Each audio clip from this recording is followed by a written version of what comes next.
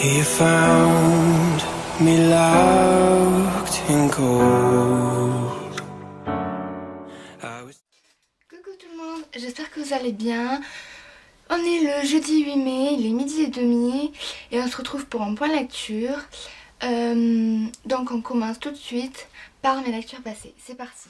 Safe and so alone.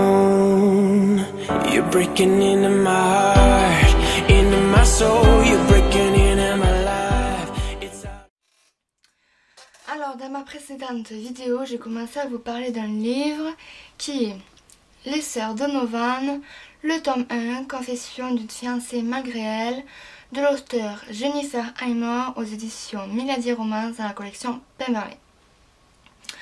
J'ai beaucoup aimé ce livre, ça aurait pu être un coup de cœur, mais la fin m'a déçue. Je vous en parlerai après de ça. Alors, on s'attache très vite aux personnages, Serena et Jonathan en particulier. Serena qui est blessée par son amour de sa vie et par la disparition de sa sœur jumelle qui est Meg. Et sa mère, à Serena, va l'obliger à se faire passer pour Meg. Alors elle va le faire et elle va se noyer dans un mensonge. Et ce mensonge là en fait elle le fait juste pour ses sœurs. Et en fait elle est très très loyale. C'est ce qui m'a plu dans son personnage. Ensuite donc déjà elle pense pas qu'à elle, elle est généreuse, voilà, mais elle aimerait aussi pouvoir faire ce qu'elle veut, réaliser ses désirs et tout. C'est un personnage donc très attachant. Ensuite donc Jonathan, alors lui, je dirais qu'il est que c'est un homme qui a été blessé aussi, mais lui, au lieu de se noyer dans un mensonge, il va vouloir se faire passer pour un débauché, pour un con, voilà. Et il réussit très bien. Donc en fait, il a une mauvaise réputation. Et petit à petit, il va faire son enquête et tout, et il va réussir à trouver la vérité. Son personnage m'a vraiment émue pendant tout le livre. Et je pense que c'est l'un des meilleurs personnages pour moi. Après, niveau intrigue, franchement, elle est géniale. Il n'y a aucun temps mort, je ne me suis pas du tout ennuyée. C'est passionnant, intéressant, vivant. C'est surtout en fait intriguant. Il y a toujours des rebondissements, du mystère. Les mensonges deviennent des vérités petit à petit au fil des pages. Et c'est ça que j'ai aimé dans ce livre. Pour l'écriture de l'auteur, elle est magnifique, poétique, agréable à lire. C'est une écriture d'époque, quoi. Enfin, un peu de la façon dont il parlait dans l'époque de 1800 et quelques. Et ça, c'est un point positif parce que j'aime beaucoup ce genre d'écriture. C'est, je sais pas, je trouve que c'est délicat. Enfin, voilà. Pour la fin, donc je disais qu'elle m'a déçue. Et en effet, la fin, je l'ai trouvée un peu fade. Niaise, parce qu'ils disent tout le temps je t'aime, oh mon amour je t'aime, voilà, c'est un peu ça. Et pour moi c'est fade et pas assez exploité par rapport au reste du livre, voilà. Sinon c'est un très bon livre que je vous conseille sincèrement. Il me tarde de lire le tome 2 et 3 et voilà. On passe au suivant qui est Boys Friends Up de l'auteur Cathy Size aux éditions Panini Book dans la collection Scarlet. J'ai reçu ce livre pour la masse critique de Babelio que je remercie sincèrement, ainsi que l'édition Panini Book pour cet envoi. Alors, ce que j'ai pensé de ce livre, déjà, c'est que il est bien, voire très bien. L'histoire est passionnante, on s'ennuie pas forcément, il y a toujours quelque chose qui se passe, un peu de suspense, et je dirais que les personnages sont plutôt sympathiques. Alors pour Audrey, je l'ai bien aimée. On peut facilement se retrouver en elle, on peut dire c'est un personnage réel quoi. Tout le monde peut être comme elle. L'auteur a fait un personnage qui peut exister, ce que j'ai beaucoup aimé. Donc je me suis facilement attachée à elle. Pour l'autre personnage qui est Aidan, donc ce personnage il est juste waouh, fabuleux. C'est un jeune homme et il est très timide, mais au fil des pages on le découvre et tout. C'est un personnage intéressant, qui nous intrigue et qui m'a ému du moins. Pour sa timidité, évidemment. Voilà pour les personnages. Après, pour l'intrigue, je dirais qu'elle est bien. Enfin, c'est une intrigue pas forcément simple, mais enfin, je dirais que c'est une intrigue voilà, qui a du charme. Voilà. Une intrigue qui a du charme, qui nous pousse à lire comme une drogue pour savoir la fin, pour connaître la fin, voilà, pour savoir le fondement de l'histoire. Pour l'écriture de l'auteur, c'est ce qui m'a déplu.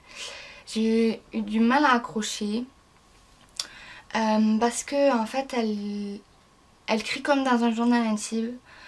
Elle met souvent des parenthèses et ça m'a gênée. J'ai trouvé la lecture lourde au début du moins, parce qu'après j'en ai fait attention. J'ai essayé de ne pas me focaliser là-dessus pour vraiment me plonger dans le livre, pour vraiment m'attacher au personnage et tout, pour éviter d'avoir un avis que sur la plume de l'auteur. Sinon, c'est un bon livre que je conseille. Et c'est pas le meilleur livre de l'année, mais c'est un bon livre. Voilà. Je passe au suivant. Alors, je vous présente La vie et moi de l'auteur Cecilia Ahern aux éditions Flammarion. J'ai beaucoup aimé ce livre, je l'ai emprunté à la bibliothèque et heureusement, parce que je ne suis pas déçue. Alors, c'est un bon livre qui m'a fait changer ma vision de la vie. Il est philosophique, il est passionnant. Après je dirais que il est un peu long parce que des fois j'ai eu l'impression de tourner en rond, surtout avec le personnage principal qui est Lucie. D'ailleurs elle m'a un peu agacée parce qu'elle sait pas ce qu'elle veut, elle est un peu chiante. Voilà, c'est le mot, chiante et pénible parce que elle vit pas, elle a pas envie de vivre, elle a pas envie de faire une nouvelle rencontre, elle a pas envie de passer à autre chose, de tourner la page. Elle veut rester dans son passé et on avance très doucement quand même. Donc voilà, il est un peu long. Mais sinon, à part ça, c'est un livre qui est passionnant, comme je l'ai dit. Ensuite, oui, pour les personnages, j'ai oublié de dire que il y en a 3 personnages auxquels je me suis vraiment attachée. C'est Cosmo, donc sa vie à Lucie. Ensuite il y a eu Riley, son frère, et Dan, son inconnu, entre parenthèses. Et ces 3 personnages, ils ont quelque chose, un charme que je ne peux pas trop expliquer. Ils m'ont plu du début à la fin. Ils ont quelque chose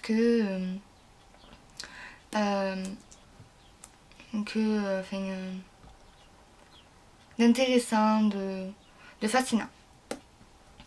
Ensuite pour l'écriture de l'auteur, j'ai adoré parce que déjà elle nous met l'humour. Et l'humour il est très bien placé, il est toujours au bon endroit, au bon moment, et ça c'est vraiment rare. À un moment des fois je me suis esclaffée de rire, c'est génial. Et ensuite aussi elle nous met de l'émotion.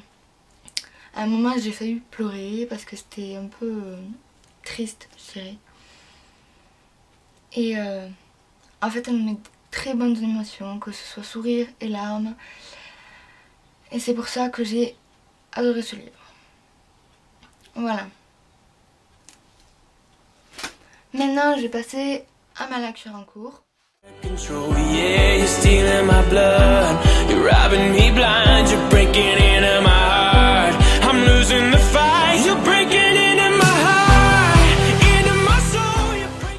Et c'est Amour, taille, mannequin de l'auteur Louis Kin aux éditions City.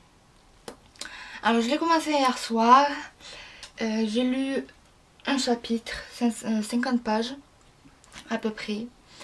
Et pour le moment j'ai du mal à accrocher, même si je suis assez intriguée par cette histoire. J'espère qu'elle va vraiment petit à petit me plaire un peu plus que ça. Parce que là franchement j'ai peur de ne pas le finir. C'est rare que j'ai pas envie de finir un livre, c'est très rare même, mais là franchement j'ai du mal. Bon, de toute façon je m'en fous parce que c'est un emprunt de la bibliothèque, donc au pire c'est pas grave, je l'ai pas acheté, mais j'aimerais bien quand même pouvoir le finir pour vous donner mon avis, un avis complet. Donc je verrai bien. Maintenant je vais passer aux futures lectures.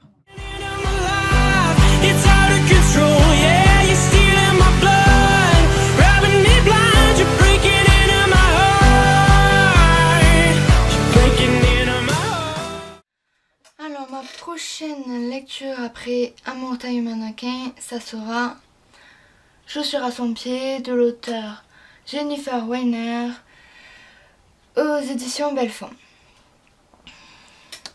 J'espère qu'il va me plaire.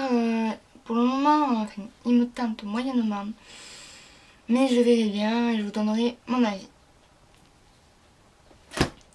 Ensuite, ça sera une suite. Et c'est le tome 2 de Mercy Thompson, Les liens du sang, de l'auteur Patricia Briggs, aux éditions Milady. J'avais bien aimé le tome 1. Ça n'a pas été un coup de cœur, mais j'avais donné une note de 7, je crois c'était demi sur 10. Il m'avait plu et j'espère qu'il me plaira encore plus, celui-ci. Et je verrai bien. Et ensuite, ça sera une lecture choisie par ma DCB, double serial blogueuse. Et c'est la dernière chanson de Nicolas Sparks aux éditions Michel Lafon. J'ai acheté ce livre d'occasion et en fait il n'y a pas longtemps j'ai appris que c'était qu'il y avait eu un film dessus. Et en fait j'avais déjà vu le film, que j'avais bien aimé. Donc j'espère que le livre me plaira aussi. Et il me tarde vraiment de le lire. Voilà pour cette vidéo, j'en ai terminé le point lecture, j'espère qu'il vous a plu. Et on se retrouve bientôt et voilà. Bisous, bye bye.